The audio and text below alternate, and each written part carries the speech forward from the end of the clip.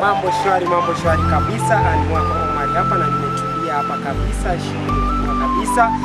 Kuna trendi fulani imeweza kutokea pale kwenye mtandao, ila nimeweza kutafuta muhusika mwenyewe ili tuweze kupiga na story hapa, tusikie ni kipi anazungumza kuhusu trendi hiyo labda, na ameweza kusema kuwa eti anataka kwa women rep, samani, anataka kusimama kiti cha women rep, yani kiti cha kina dada au kiti cha wanadada, cha kina wanadada na ameweza kuzungumza, ametrendi sana kuhusiana na story hiyo, na leo mimi nimeweza kumkaribisha kwenye show.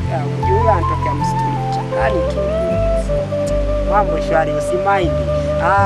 Wacha nimkaribishe ili aweze kuzungumza labda